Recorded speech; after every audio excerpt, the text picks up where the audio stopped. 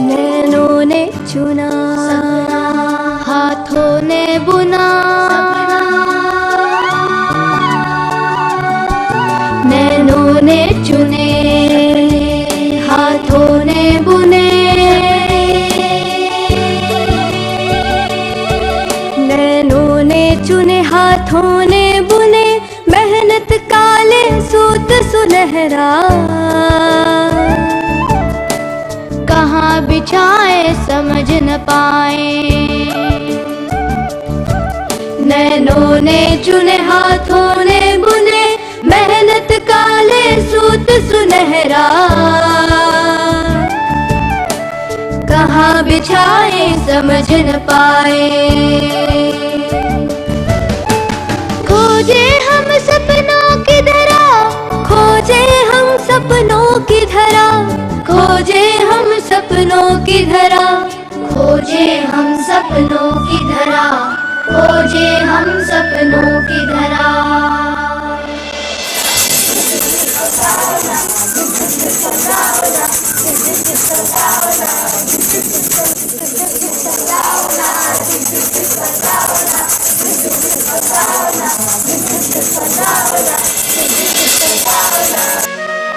आइए, यात्रा का पड़ाव है झारखंड प्रदेश के जमशेदपुर शहर में। लाइन क्वेस्ट किशोरों के लिए सकारात्मक कलाओं का यहाँ प्रचार, प्रसार और अनुसरण बहुत जोरों पर है। हमारी यात्रा को सफल बनाने हेतु हमें यहाँ भरपूर सहयोग मिला है।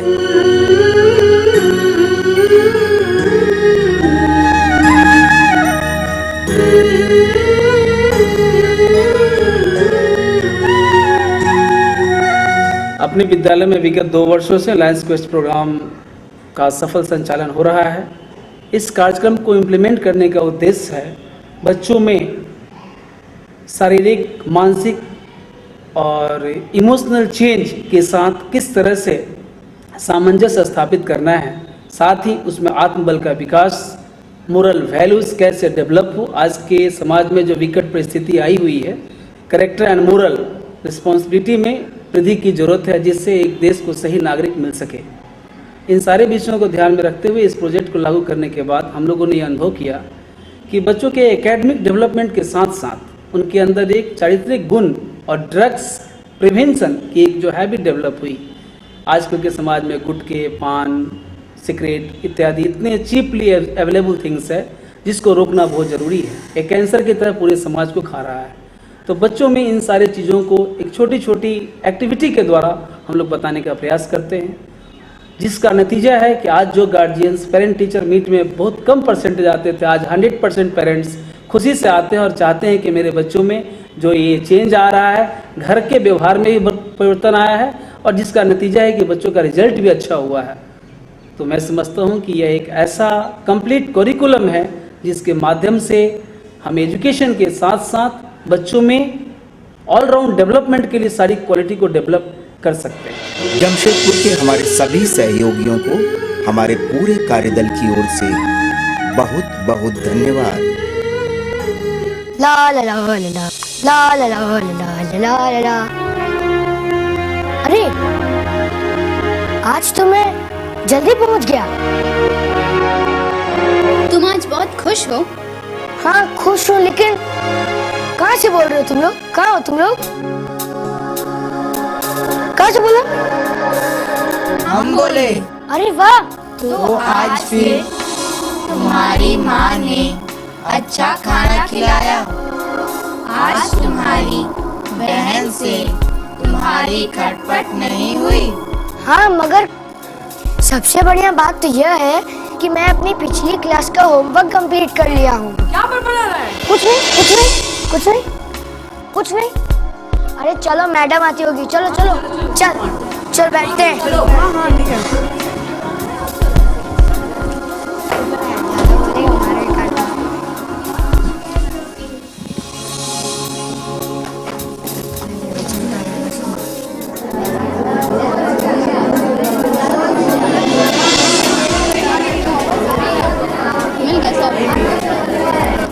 नमस्कार बच्चों। तो आपका पिछला हफ्ता कैसा रहा? होमवर्क किया? जी मैडम। तो आज हम आपके होमवर्क पर चर्चा करेंगे। जी मैडम। ठीक है, तो सबसे पहले अपने अनुभवों को कौन बताएगा? प्रशांत, चलिए आप बताइए। हमारे पड़ोस में एक नए किराएदार रहने आए, मिस्टर एंड मिसेस मेहता। उनका जो बेटा है वो मेरी ही उम्र का है। वो बहुत उदास रहता है। उसके पापा का दिल्ली से यहाँ ट्रांसफर हुआ है। उसकी मम्मी बता रही थी कि वो अपने दोस्तों से नहीं मिल पाता है, इसलिए ना तो उसका मन स्कूल में लगता है ना ही घर में।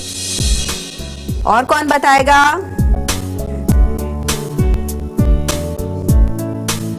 आप बताइए। मैडम, मेरा भाई बहुत अच्छा कराटे खेलता है। ऐसे छोटे मोटे स्तर पे उसे कई इनाम भी मिले हैं, मगर जब वो नेशनल लेवल पर बैंगलोर खेलने गया, वहाँ उसे कोई भी प्राइज नहीं मिला। बेचारा बहुत उदास हो गया था। उसने सोच लिया है कि अब वो किसी भी कंपटीशन में पार्टिसिपेट नहीं करेगा।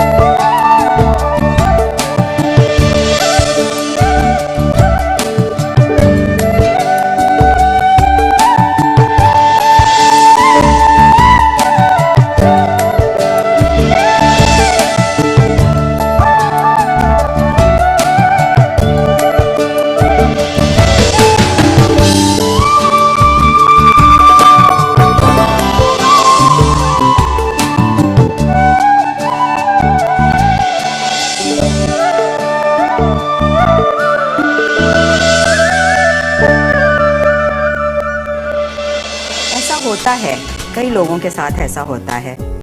तो बच्चों, भावनाएं, समय, परिस्थिति, परिवेश और हमारी चारित्रिक विशेषताओं के अनुसार किसी के आचरण के प्रति या किसी घटना के प्रति हमारी प्रतिक्रिया होती है। समझ में आई? तो इस प्रक्रिया की शुरुआत होती है एक विचार से, और उस विचार के बाद जन्म होता है एक, हाँ ये तो आप जानते हैं। और फिर जब विचार और भाव या भावना अलग अलग अनुपात में एक साथ मिलते हैं तो फिर जन्म होता है क्रिया का। तो बच्चों, सबसे पहले हमारे मन में क्या आता है? उसके बाद विचार के बाद भाव, क्रिया। तो उदाहरण के तौर पर हम बात करते हैं प्रशांत के जो पड़ोसी आए हैं उनके बारे में। इनका दोस्त एक आया है ना नया, उनकी बात हम करते हैं। तो वो जो दोस्त है वो भी समय, परिस्थिति, परिवेश और अपने चारित्रिक विशेषताओं के अनुसार बिहेव करता है। और क्या वो सोचता है कि वो कभी अच्छे दोस्त नहीं बना पाएगा, है ना? तो फिर इस विचार से उसके मन में क्या भावना आती है? आप बताइए। नाउम्मीद। बहुत अच्छा, नाउम्मीद की भावना उसके मन में आती है। तो अब कोई बताएगा कि इस सोच और भावना के बाद उसकी क्रिया क्या हुई होगी? आप बताइए। किसी से मिलने की कोशिश ना करना और अपने आप में खोए रहना। बहुत अच्छा, किसी से मिलने की कोशिश ना करना और अपने आप में खोए रहना।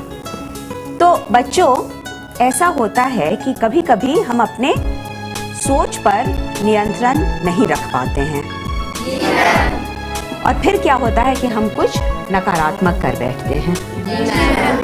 लेकिन अगर अपने सोच पर हम थोड़ा ध्यान दें तो उस नकारात्मक सोच को भी हम सही कर सकते हैं, सकारात्मक कर सकते हैं, और उससे क्या होगा कि हमारी भावनाएं सकारात्मक होंगी और फिर हमारी क्रिया भी सकारात्मक या सही होंगी। तो हम प्रशांत के दोस्त को ही ले लें कि यदि वो दोस्त ये सोचता है कि मैं दोस्त बनाने की कोशिश करूंगा, अगर ये सोच लेता है तो वह प्रशांत की बातों से प्रेरित हो जाता है या किसी अन्य के प्रेरणा का असर उस पर होता है, तो वो ये सोचने लगता है कि वो दोस्त अवश्य बना पाएगा और उसका सोच सकारात्मक हो जाता है। तो इस सकारात्मक सोच के बाद कौन सी भावना का जन्म हो सकता है, बताइए? उत्सुकता का। उत्सुकता का। और उत्सुकता के बाद क्या वो कार्य करेगा, कोई बताएगा? वह अपने क्लास के बच्चों से और पड़ोसी प्रशांत से बात करेगा। वो स्कूल की गतिविधियों में भी भाग लेने की कोशिश करेगा। बिल्कुल ठीक। तो बच्चों, success is not in getting on top, it is in how you bounce at the bottom. ठीक है? तो जो हमारी सोच होती है, हमारी भावनाएं होती हैं, उन्हें हमें हमेशा सकारात्मक मोड़ देना चाहिए, सकारात्मक दिशा की ओर ले जाना चाहिए। दो और कहावतें आपने सुनी होंगी, बोले तो बेर बिके, ना बोलने में 9 गुण। मैडम, बेर वाली बेर बेचने के लिए बेर ले लो तो बोलेगी ही ना। ये बिल्कुल सही कहा आपने। लेकिन एक और कहावत है और वो है when feelings are involved, silence is not always golden. दो अलग अलग बातें और दोनों ही सही। हाँ, ये दो अलग बातें हैं लेकिन दोनों ही सही हैं, क्योंकि जब हमें अपनी भावनाओं को व्यक्त करना होता है तो हमें ये सोचना चाहिए कि हमें बोलना क्या है और कब बोलना है। कभी कभी तो ऐसा भी होता है कि नहीं बोलना ही ज्यादा सही रहता है। तो बच्चों, यहाँ बोर्ड पर देखिए कई भावनाओं का नाम लिखा हुआ है? और कभी ना कभी आप इन सबों को महसूस करते हैं, है ना? तो उदाहरण के तौर पर हम लेते हैं एंगर या गुस्सा। गुस्सा तो आपको आता है ना? बहुत आता है? जी मैम। ज्यादातर दोस्तों के ऊपर? No ma'am. जी नहीं? अच्छा चलिए, तो हम ये सोचें कि आप किसी मित्र से जो आपका बहुत क्लोज फ्रेंड है, उससे आप गुस्सा हैं, नाराज हैं।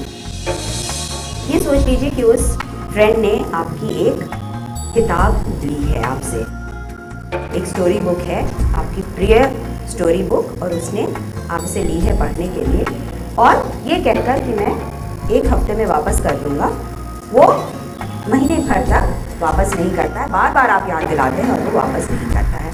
आपका बहुत प्रिय मित्र है। गुस्सा तो आपको आता ही है? जी मैम। क्योंकि आपके भाई को वो किताब पढ़नी है और आपको वो चाहिए, मम्मी बार बार याद दिलाती है वो बुक वापस ले आओ। आप अपने फ्रेंड से मित्रता तोड़ना नहीं चाहते हैं क्योंकि वो आपका बहुत प्रिय दोस्त है, साथ साथ आप उस पर गुस्सा भी हैं, गुस्से से शायद उबल रहे हैं। तो आप किस तरह से अपनी भावनाओं को उसके सामने रखेंगे ताकि आपका काम भी हो जाए और दोस्ती भी ना टूटे? तो एक 3 स्टेप फॉर्मूला है इसके लिए, और वो है क्या, क्यों, कैसे। मतलब आप अपने मित्र से कहेंगे कि क्या बात है जिसकी वजह से आप उनसे नाराज हैं, क्यों नाराज हैं, क्या बात है किताब उन्होंने लौटाई नहीं है, क्यों नाराज आप हैं, भाई को पढ़नी है किताब और मम्मी भी आपको याद दिला रही हैं, और फ्रेंड को किस तरह से बिहेव करना चाहिए था। उसको क्या करना चाहिए था? एक हफ्ते में दे देनी चाहिए। लौटा देना चाहिए था। नहीं लौटा सकते थे तो उनको आपसे बताना चाहिए था, कह देना चाहिए था। तो देखिए, आपने अपनी बात व्यक्त कर दी और शायद दोस्त को गुस्सा भी नहीं आया, वो नाराज नहीं हुआ और ऐसे में शायद आपकी जो दोस्ती है वो और मजबूत हो गई।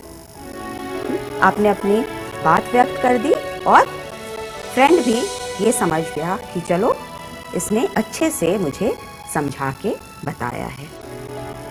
तो कहने का मतलब ये कि अगर हमारे अंदर बहुत संवेग भी हो, स्ट्रॉन्ग इमोशन या भावनाएं भी हो, तो यदि हम सकारात्मक तरीके से उन्हें व्यक्त करें तो हमारा संबंध बना का बना रहेगा और हमारा संबंध बना रहेगा बल्कि और मजबूत हो जाएगा।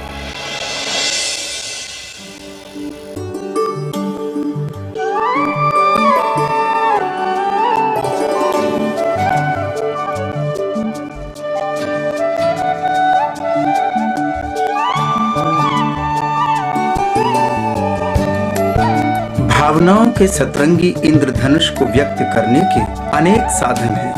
जैसे एक साधन मौखिक रूप से व्यक्त करने का है तो दूसरा अमौखिक रूप से। मौखिक जैसे हंसना और रोना, अमौखिक जिसमें चेहरे के भाव, शारीरिक स्वरूप और शारीरिक गति मुख्य अवयव हैं। तीसरा है रंग। ये तीन रंग नीला, पीला और हरा भावनाओं का इंद्रधनुष रचते हैं। चौथा प्रदर्शनकारी अभिव्यक्ति जैसे नृत्य, संगीत, गीत, कविता अथवा अन्य ललित कला। अब जानिए भावनाओं के विरोधाभासी आयामों को, जैसे उच्चतम न्यूनतम, प्रेम और घृणा, दुख और खुशी, उतार और चढ़ाव। तो जानिए, पहचानिए और संवारिए भावनाओं को और चमकाइए अपने अपने जीवन कौशल्य को।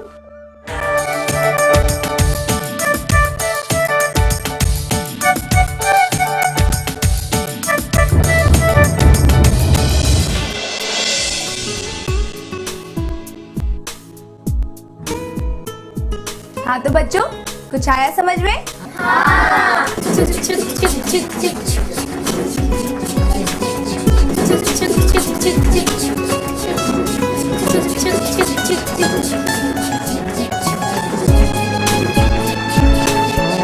सतरंगी रेलगाड़ी, क्या पिछली कड़ी की तरह इस बार भी कुछ एक्शन होगा या खाली शिक्षा तक ही सीमित रहेगा? नहीं, अब हम पहले विचार करेंगे और उन विचारों के आधार पर हम अपनी भावनाएं व्यक्त करेंगे। या फिर पहले विचार करेंगे, फिर उन विचारों का एक्शन में लाएंगे, फिर उसके बाद जो भी स्थिति होगी उस आधार पर अपने भावनाओं की रेलगाड़ी को सही दिशा में चलाएंगे, मगर सकारात्मक रूप से। आपको हमारा प्रोग्राम कैसा लगा? हमें अपने विचार सुझाव अवश्य भेजिए। हमारा पता है Lions quest in India foundation, B94, परिसीमा, लाल बंगले के पास, CG रोड, अहमदाबाद 6, भारत। आप हमें फोन भी कर सकते हैं। फोन नंबर है 079-264-07196। नैनों ने चुने, हाथों ने बुने, नैनों ने चुने, हाथों ने बुने, मेहनत काले सूत सुनहरा, कहाँ बिछाए समझ न पाए,